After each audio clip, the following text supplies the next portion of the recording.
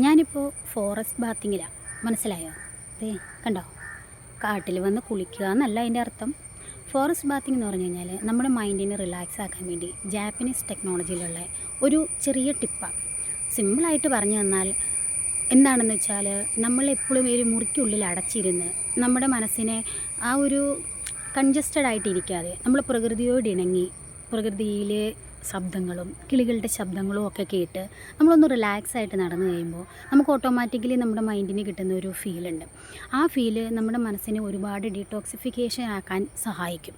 അതായത് ഭയങ്കര ഹെവി ആയിട്ട് നമ്മുടെ ഉള്ളിലുള്ള വിഷമങ്ങളെ മാറ്റി വയ്ക്കാൻ അതിന് ഒത്തിരി സഹായകമായ ഒരു ബെസ്റ്റ് ജാപ്പനീസ് ടെക്നിക്കാണ്.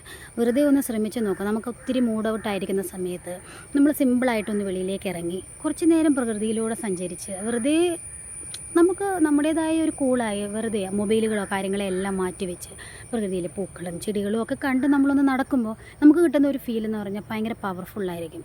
അത് ഓരോരുത്തർക്കും പല രീതിയിൽ അത് ഫീൽ ചെയ്തിട്ടുണ്ടാവും.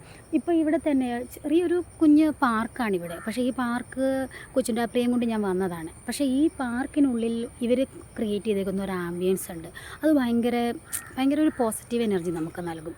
മുതിർന്നവർക്ക് നമുക്കെല്ലാവർക്കും വന്ന് റിലാക്സ് ആയിട്ടിരിക്കാനും കുട്ടികൾക്ക് കളിക്കാനും അവിടെ സ്പേസ് എല്ലാം കൊടുത്തിട്ടുണ്ട്. ഇതുപോലെ പാർക്കൊന്നും വേണമെന്നില്ല. നമ്മുടെ വീടിന് ചുറ്റുമുള്ള നമ്മുടെ സാധാരണ പറമ്പിലൊക്കെ ഒന്ന് കയറി ഇറങ്ങി നടന്നാൽ മതി. നമ്മൾ ഒത്തിരി കൂളാകുന്നതും റിലാക്സ് ആവുന്നതും നിങ്ങൾക്ക് അനുഭവിച്ചറിയാൻ കഴിയും. അപ്പോൾ അതൊന്ന് ശ്രമിച്ച് നോക്കണം. ഓക്കെ.